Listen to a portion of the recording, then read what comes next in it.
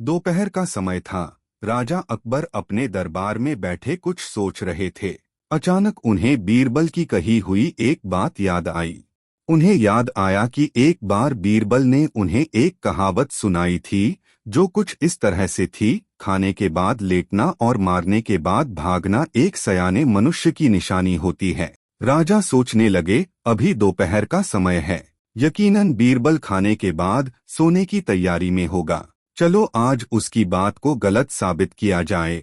यह सोचकर उन्होंने एक सेवक को आदेश दिया कि इसी वक्त बीरबल को दरबार में उपस्थित होने का संदेश दिया जाए। बीरबल अभी खाना खाकर बैठे ही थे कि सेवक राजा का आदेश लेकर बीरबल के पास पहुंचा। बीरबल आदेश के पीछे छिपे राजा की मंशा भली भांति समझ गए। उन्होंने सेवक से कहा, तुम थोड़ी देर रुको, मैं कपड़े बदलकर तुम्हारे साथ ही चलता हूँ। अंदर जाकर बीरबल ने अपने लिए एक तंग पजामा चुना। पजामा तंग था तो उसे पहनने के लिए उन्हें बिस्तर पर लेटना पड़ा। पजामे को पहनने का बहाना कर वे थोड़ी देर बिस्तर पर ही लेटे रहे और फिर सेवक के साथ दरबार की ओर चल दिए। बीरबल ने तुरंत जवाब दिया, महाराज, ये सच है कि मैं थोड़ी देर लेटा था, लेकिन मैंने आपके आदेश की अवहेलना नहीं की है। आपको मुझ पर यकीन न हो तो आप सेवक से इस बारे में पूछ सकते हैं। हाँ, ये अलग बात है कि मुझे इस तंग पजामे को पहनने के लिए बिस्तर पर लेटना पड़ा था।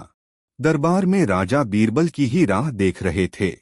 उनके वहां पहुंचते ही राजा ने पूछा, क्यों बीरबल, आज खाने के बाद लेटे थे या नहीं? बीरबल ने जवाब दिया, जी महाराज, जरूर लेटा था। यह सुनकर राजा को बहुत गुस्सा आया। उन्होंने बीरबल से पूछा, इसका मतलब यह है कि तुमने मेरे आदेश का असम्मान किया। तुम उसी समय मेरे सामने क्यों उपस्थित नहीं हुए? इसके लिए मैं तुम्हें सजा देता हूँ।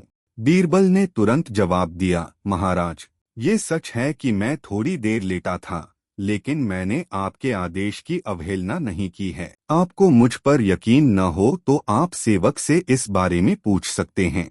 हाँ, ये अलग बात है कि मुझे इस तंग पजामे को पहनने के लिए बिस्तर पर लेटना पड़ा था। बीरबल की इस बात को सुनकर अकबर हंसे बिना रह न सके और उन्होंने बीरबल को दरबार से जाने दिया।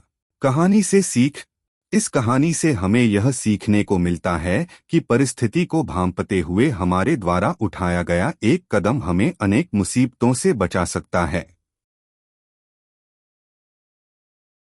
एक शाम राजा अकबर अपने प्रिय बीरबल के साथ अपने शाही बगीचे की सैर के लिए निकले। वह बगीचा बहुत ही शानदार था। चारों ओर हरियाली ही हरियाली थी और फूलों की भीनी भीनी खुशबू वातावरण को और भी खूबसूरत बना रही थी। ऐसे में राजा को जाने क्या सूझा कि उन्होंने बीरबल से कहा, बीरबल, हमारा मन है कि इस हरे भरे बगीचे में हम हरे घोड़े में बैठकर घूमें। इसलिए मैं तुम्हें आदेश देता हूँ कि तुम 7 दिनों के अंदर हमारे लिए एक हरे घोड़े का इंतजाम करो। वहीं अगर तुम इस आदेश को पूरा करने में असफल रहते हो तो तुम कभी भी मुझे अपनी शक्ल न दिखाना। इस बात से राजा व बीरबल दोनों वाकिफ थे कि आज तक दुनिया में हरे रंग का घोड़ा नहीं हुआ है। फिर भी राजा चाहते थे कि बीरबल किसी बात में अपनी हार स्वीकार करें। इसी कारण उन्होंने बीरबल को ऐसा आदेश दिया। मगर बीरबल भी बहुत चालाक थे। वो भली भांति जानते थे कि राजा उनसे क्या चाहते हैं। इसलिए वो भी घोड़ा ढूंढने का बहाना बनाकर 7 दिनों तक इधर-उधर घूमते रहे। 8वें दिन बीरबल दरबार में राजा के सामने पहुंचे और बोले, महाराज, आपकी आज्ञा के अनुसार मैंने आपके लिए हरे घोड़े का इंतजाम कर लिया है, मगर उसके मालिक की 2 शर्तें हैं। राजा ने उत्सुकता से दोनों शर्तों के बारे में पूछा। तब बीरबल ने जवाब दिया, पहली शर्त यह है कि उस हरे घोड़े को लाने के लिए आपको स्वयं जाना होगा। राजा इस शर्त के लिए तैयार हो गए। फिर उन्होंने दूसरी शर्त के बारे में पूछा। तब बीरबल ने कहा, घोड़े के मालिक की दूसरी शर्त यह है कि आपको घोड़ा लेने जाने के लिए सप्ताह के 7 दिन के अलावा कोई और दिन चुनना होगा। यह सुन राजा हैरानी से बीरबल की ओर देखने लगे। तब बीरबल ने बड़ी सहजता से जवाब दिया, महाराज, घोड़े का मालिक कहता है कि हरे रंग के खास घोड़े को लाने के लिए उसकी यह खास शर्तें तो माननी ही होंगी। राजा अकबर बीरबल की यह चतुराई भरी बात सुनकर खुश हो गए और मान गए कि बीरबल से उसकी हार मनवाना वाकई में बहुत मुश्किल काम है। कहानी से सीख। यह कहानी हमें यह सिखाती है कि सही सूझबूझ और समझदारी के साथ नामुमकिन लगने वाले काम को भी आसानी से किया जा सकता है।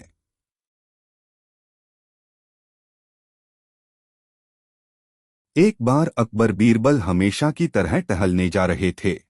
रास्ते में एक तुलसी का पौधा दिखा तो मंत्री बीरबल ने झुककर प्रणाम किया। अकबर ने पूछा, कौन है ये? बीरबल, ये मेरी माता हैं। अकबर ने तुलसी के झाड़ को उखाड़कर फेंक दिया और बोला, कितनी माता हैं तुम लोगों की? बीरबल को उसका जवाब देने की एक तरकीब सूझी। आगे एक बिच्छू पत्ती खुजली वाला झाड़ मिला। बीरबल ने उसे दंडवत प्रणाम कर कहा, जय हो बाप मेरे। अकबर को गुस्सा आया और दोनों हाथों से झाड़ को उखाड़ने लगा। इतने में अकबर को भयंकर खुजली होने लगी तो अकबर बोला, बीरबल ये क्या हो गया? बीरबल ने कहा, आपने मेरी माँ को मारा इसलिए ये गुस्सा हो गए। अकबर जहाँ भी हाथ लगाता खुजली होने लगती तथा बोला कि बीरबल जल्दी ही कोई उपाय बताओ। बीरबल बोला, उपाय तो है, लेकिन वो भी हमारी माँ है तथा उससे ही विनती करनी पड़ेगी। अकबर बोला, जल्दी करो। आगे गाय खड़ी थी। बीरबल ने कहा, गाय से विनती करो कि हे माता, दवाई दो।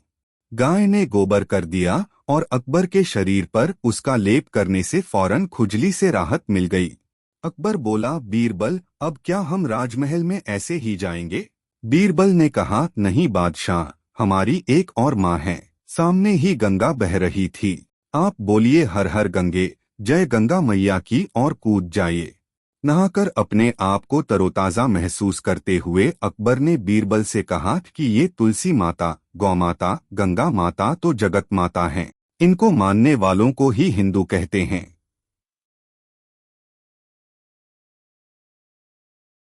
एक बार की बात है, बीरबल दरबार में मौजूद नहीं थे।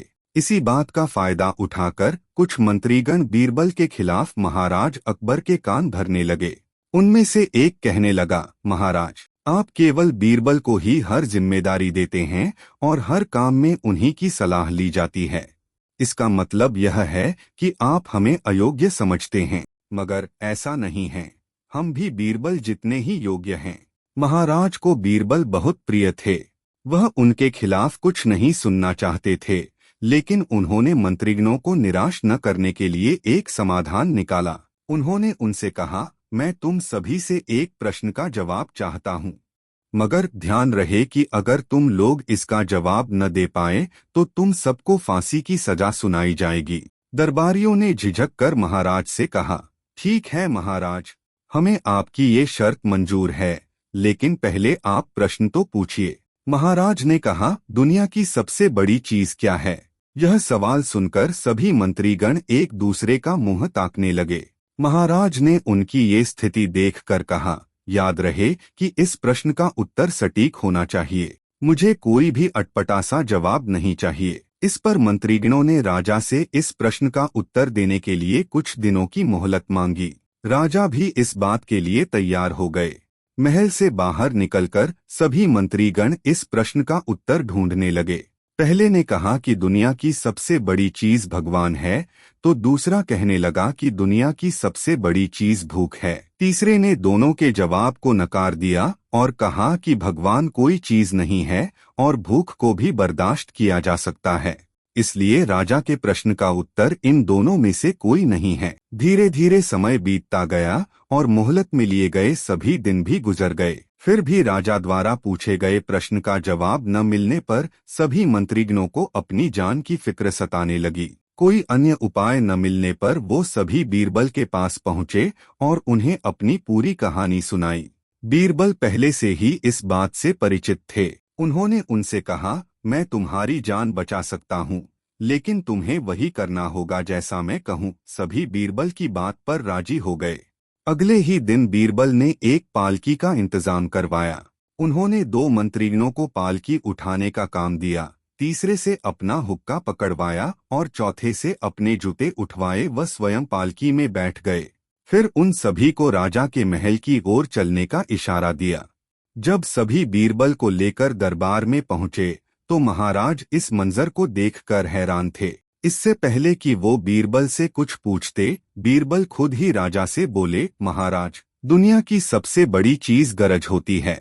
अपनी गरज के कारण ही ये सब मेरी पालकी को उठाकर यहाँ तक ले आए हैं। यह सुन महाराज मुस्कुराए बिना न रह सके और सभी मंत्रीगण शर्म के मारे सिर झुकाए खड़े रहे।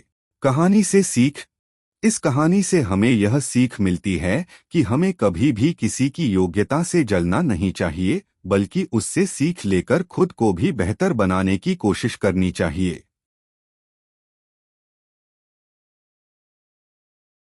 एक बार सर्दी के दिन अकबर और बीरबल एक झील के किनारे घूम रहे थे।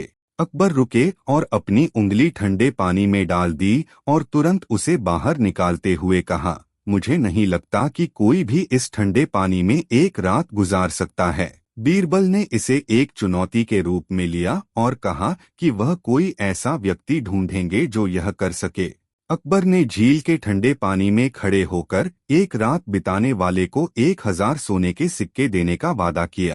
जल्द ही बीरबल को एक गरीब आदमी मिला जो 1000 सोने के सिक्कों के लिए चुनौती लेने के लिए तैयार हो गया। 2 शाही रक्षकों द्वारा संरक्षित गरीब आदमी ने पूरी रात ठंडे पानी में खड़े होकर बिताई। सुबह उस गरीब आदमी को इनाम के लिए अदालत ले जाया गया। राजा द्वारा यह पूछे जाने पर कि वह ठंडे पानी में कैसे खड़ा रह सकता है, उस व्यक्ति ने उत्तर दिया, महाराज, मैं कुछ दूरी पर जल रहे एक दीपक को देखता रहा और उसे देखते हुए मेरी पूरी रात बीत गई। यह जानने पर सम्राट ने कहा, यह आदमी इनाम के योग्य नहीं है, क्योंकि वह झील में खड़ा होने में कामयाब रहा क्योंकि उसे दीपक से गर्मी मिल रही थी। बेचारे आदमी को बर्बाद और दिल टूटा हुआ महसूस हुआ। वह मदद के लिए बीरबल के पास पहुंचे। अगले दिन बीरबल दरबार में नहीं गए। इसका कारण जानने के लिए अकबर बीरबल के पास गए। उनके मनोरंजन के लिए राजा ने बीरबल को आग के पास बैठा पाया और उसके ऊपर एक बर्तन लगभग 6 फीट ऊपर लटका हुआ था। पूछने पर बीरबल ने कहा, मैं खिचड़ी बना रहा हूँ महाराज। अकबर हंसने लगे और कहा कि यह असंभव है। बीरबल ने कहा, यह संभव है महाराज। अगर एक गरीब आदमी दूर से जलते हुए दीपक को देखकर गर्म रह सकता है, तो मैं भी उसी तरह यह खिचड़ी बना सकता हूँ। अकबर को बीरबल की बात समझ में आ गई और उन्होंने चुनौती पूरी करने के लिए उस गरीब आदमी को इनाम दिया। आशा लोगों को कड़ी मेहनत करने के लिए प्रेरित कर सकती है।